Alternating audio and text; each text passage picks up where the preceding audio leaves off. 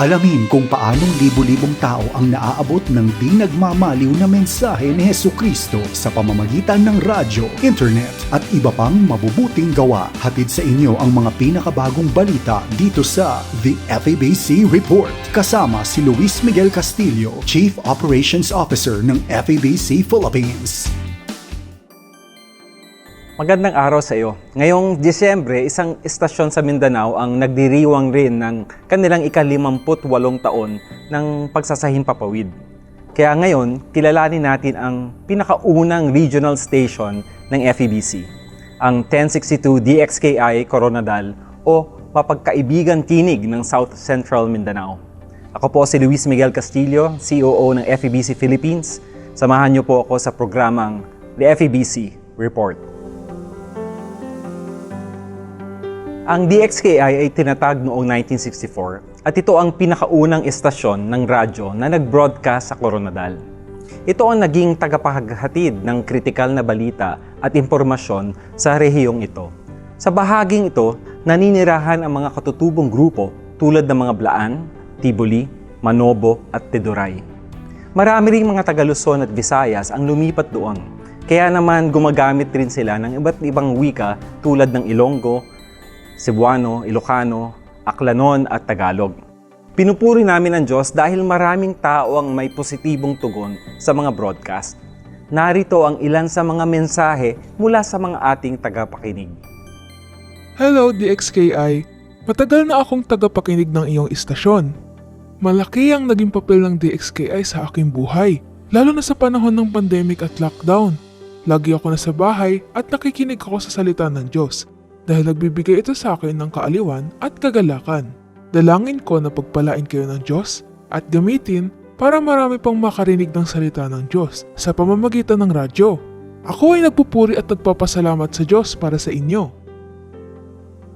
Lumaki akong hiwalay ang aking mga magulang kaya naging rebeldeng anak ako sa aking mga magulang. Sa tulong ng mga programa sa radyo ng DXKI, ipinakita ng Diyos ang kaniyang pagmamahal sa akin sa kabila ng lahat ng nagawa ko noon nung ako'y kabataan pa.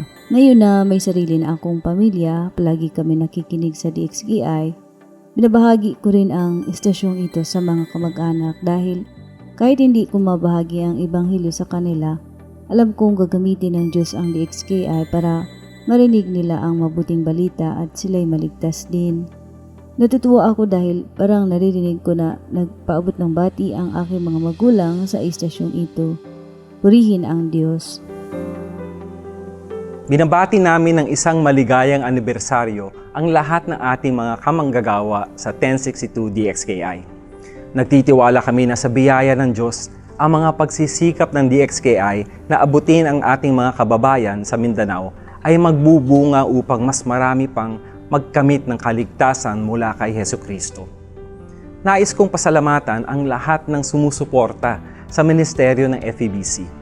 Kung nakakatulong sa iyo ang ating broadcast, inaanyayahan kita na makibahagi sa ating misyon na ipahayag si Kristo sa mundo.